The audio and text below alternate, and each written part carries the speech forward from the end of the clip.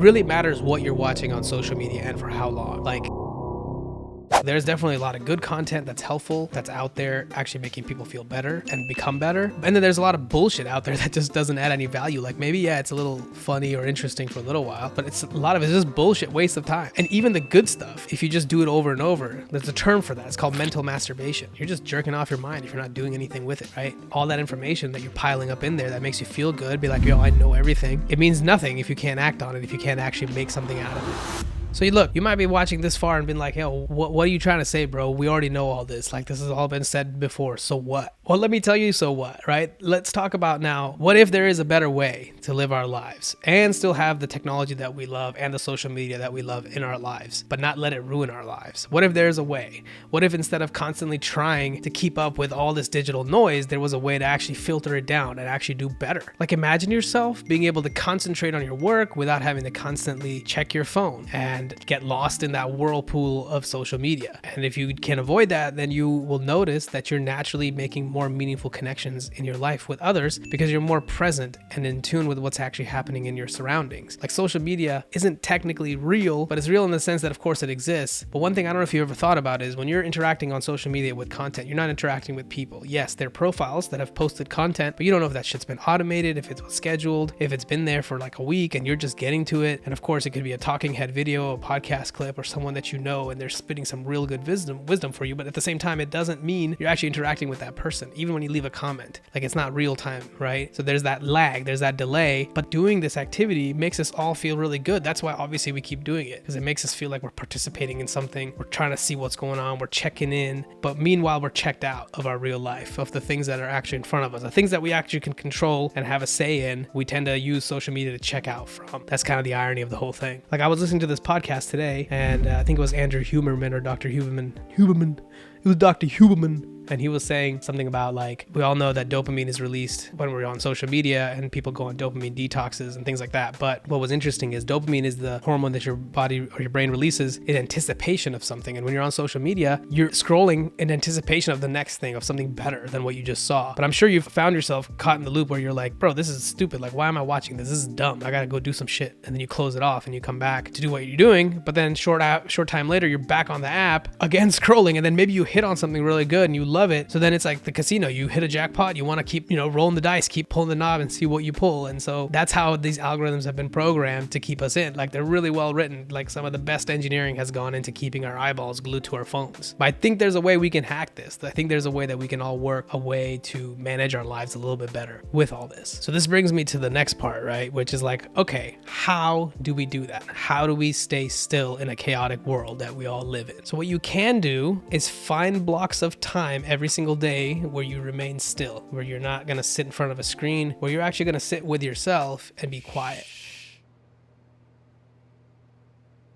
In other words, it's finding time to disconnect from your devices, okay? Being able to actually step away. And this works really well if you do it somewhere outdoors, but I understand if you can't do that, just finding a space in your room, putting the phone upside down, away from reach, turning off all the external screens and finding that time for silence, like that disconnection time. It can be extremely helpful, okay? It can very much help you to see to the inside stream, the continuous stream of thoughts. Remember we talked about those, 60 to 80,000.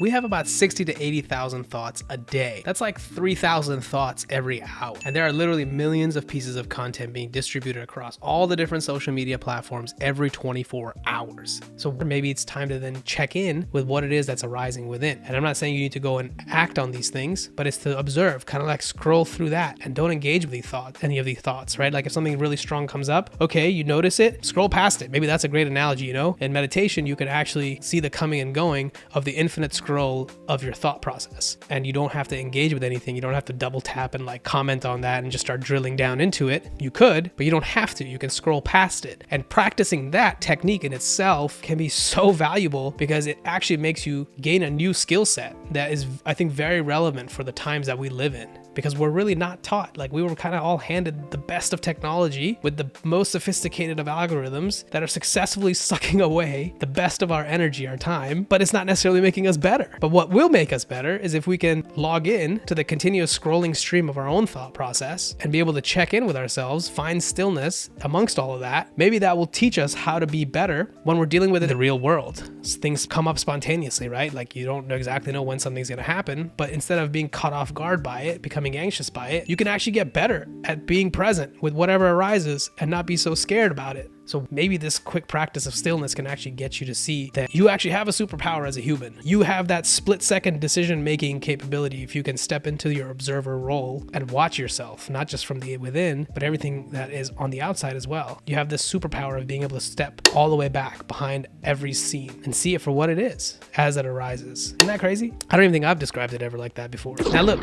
when I say meditation, I know that sounds weird. So I would say the most practical way to meditate is to do it with some sort of technique like yoga, exercise, even writing, okay? Some sort of physical activity needs to take place for you to meditate, for you to become fully present in the moment. Because when you're doing a yoga pose, you have to breathe, you have to really focus on the balance and slowly stretch yourself beyond your current limitation, especially if it's like a very deep stretch, something you haven't done. Same thing with exercise, right? You're getting the bar ready, putting, 205 on the bar, squatting down. That's heavy weight. You got to do it all right. The form has to be there. You got to feel your body. You got to feel all the different things that are happening at the same time. You can't be distracted at that moment. You have to be present. It forces you. So in that 30-second set, you've just got 30 seconds of pure presence. Multiply that to like all these different exercises every single day. Now you got a great meditation. Like, meditation for me is the gym most of these days. It's not like how I used to sit down 20 minutes every day and meditate in the morning and in the evening. I've found a way to make it work for my lifestyle. So after the gym, since I know I'm going to do that every day, and if I haven't meditated in that day already, I'll take 5 minutes, 10 minutes after that, whether it's in the car or in just the bench outside, whatever, after the gym, and I'll meditate. Try it next time after you exercise and you've like let go of all that, you've sweated it out, and now you're sitting there to meditate. Like, the amount of clarity and like the vibe that shit creates, it's like no different than being high as fuck. Like, I'm telling you guys, it is real. It's a natural like game changer.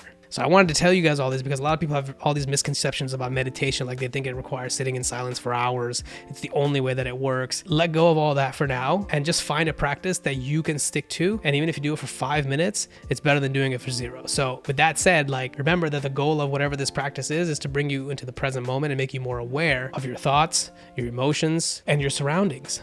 Like your real world surroundings. So please find what works for you. And if traditional techniques don't work for you, that's fine. Going back to the topic of like using the internet better, I guess, instead of letting it control you through these algorithms, maybe instead of just opening your app and scrolling on whatever's presented to you, maybe we all start using the search function more and actually intentfully be like, yo, what am I into these days? I want to learn more about ChatGPT. Let me go down that rabbit hole. Or I want to learn more about Microsoft. Why is that company doing so well? Let me go learn all about that, Or maybe I'm trying to like learn how to cook better food. Maybe I want to learn about meditation. Okay, let me see what the rabbit hole talks about meditation. Maybe you want better sleep. Look at my shirt, by the way. Got the 5 pillars on right here, right? You want to meditate, exercise, eat better, sleep, good nutrition. I mean, come on. Like hydration, the dudes are drinking water.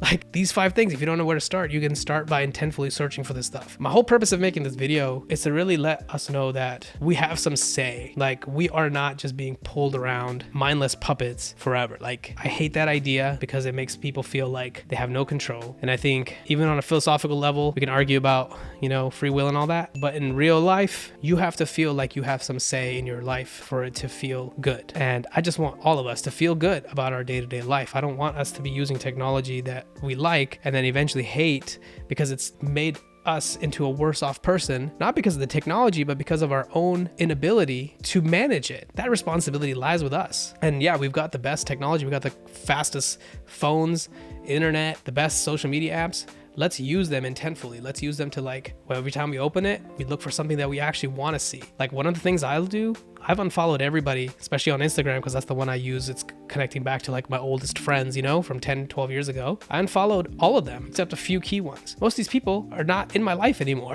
And the people that I genuinely really care about are actually in my phone. We have numbers. We'll call and meet and talk and engage that way.